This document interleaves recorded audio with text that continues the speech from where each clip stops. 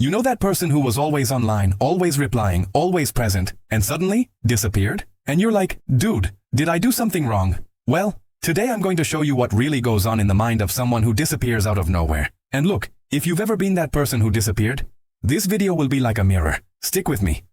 So, let me tell you something that happened to me last year. I literally disappeared for 3 weeks. I left everyone hanging. Friends texting, family worried, and me? I was there, watching the notifications come in, feeling a tightness in my chest every time my phone vibrated. But I couldn't respond. Sounds crazy, right? How can someone just vanish like that? Here's the truth. When someone disappears emotionally and socially, it's not because they hate you. It's not because you did something wrong. Most of the time, it's because there's a huge mess going on in their head. And this mess, it doesn't even make sense to the person themselves. Think about it. You're there, living your life, and suddenly everything starts to weigh you down. Messages you used to answer in 2 seconds now seem like impossible tasks. Leaving the house? Forget about it. Posting stories? Man, you can barely get out of bed. It's like someone suddenly put a 50-kilo weight on your shoulders. And you know what's worse? Everyone around you is living normally. Your friends are posting about parties, trips, achievements. And you're stuck. Then comes that feeling of, everyone is moving forward except me. And that sinks you even further. When someone disappears, it's usually one of these 3 things that's happening. Or all 3 at the same time because life likes to complicate things. First thing, total emotional overload. Imagine your brain as a cell phone. When you open too many apps at the same time, it crashes, right? That's exactly it. The person is dealing with exams, work, family pressure, anxiety, about the future, insecurities, that unresolved argument, all at once. And there comes a point when the system simply shuts down. They disappear because they can't process anything else. Not even a simple, "Hi, how are you?" message, because answering that means having to pretend everything is okay. And they can't even pretend anymore. I remember when I disappeared, I'd open WhatsApp and see like 20 conversations waiting. 20. And each one felt like a demand. Where are you? You've been missing, huh? Let's go out? Seriously, I couldn't even choose what to eat for lunch, let alone plan a night out. So I just closed the app. And the weight of guilt? That stayed with me. Second thing, the famous spiral of shame.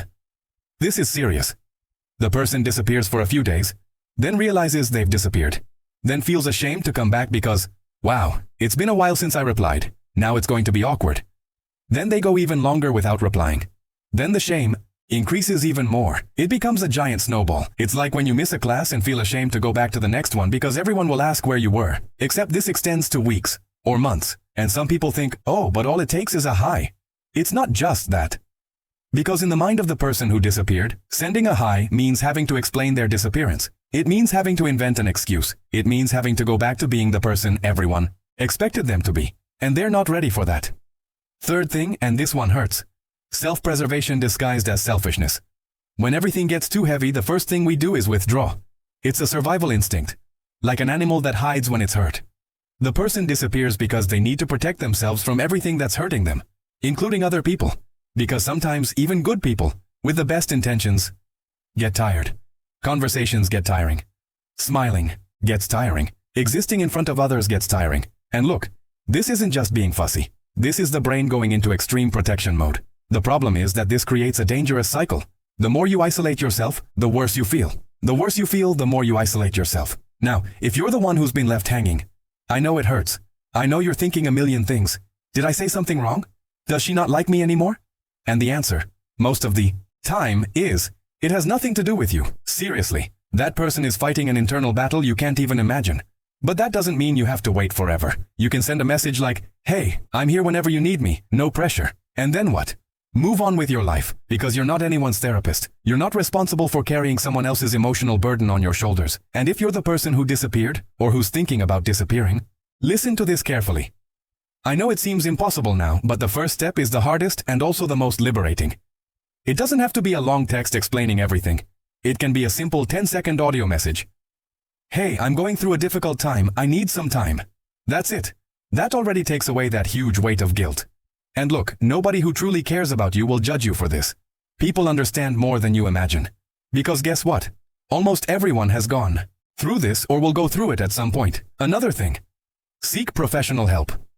I know it sounds cliche to say this, but man, therapy saves lives. It really does. Because there are things we can't solve on our own. And it's okay not to be able to. You don't have to be strong all the time. You don't have to endure everything alone. And for those watching who have never disappeared like this, but have that friend who vanished, be patient. Send a message every now and then without expecting a reply. Like, hey, I saw this and it reminded me of you. Or, whenever you want to talk, I'm here. Without demanding anything, without making the person feel guilty, just showing that you haven't forgotten them. Because deep down, the person who disappears doesn't want to be alone. They want to be seen, they want to be understood, but they don't have the energy to perform the okay version of themselves. And sometimes, knowing that someone is there, without pressure, without judgment, that makes all the difference. To summarize for you to take away from this, when someone disappears, it's usually due to emotional overload, spiraling shame, or self-preservation. It's not about you. But you also don't need to erase yourself by waiting. If you're the one who disappeared, a small step is already a step. Ask for help. Send that simple message. Come back in your own time, but come back. If you've been left hanging, be kind, but take care of yourself too. And look, if you're going through this right now, whichever side you're on, you're not alone. There are millions of people experiencing exactly this right now. And it's okay not to be okay. It's okay to need time. It's okay to start over as many times as necessary. Try sending that message today, or allowing yourself to have that difficult conversation, or simply acknowledging that you're not okay and that you need help. Any of these steps is already a victory. Tell me in the comments, have you ever been the one who disappeared or the one who was left waiting? Let's exchange ideas below without judgment. And if this video resonated with you, share it with that friend who needs to hear this today. See you in the next video. And remember, it's okay not to be okay, but you're not alone in this. Bye.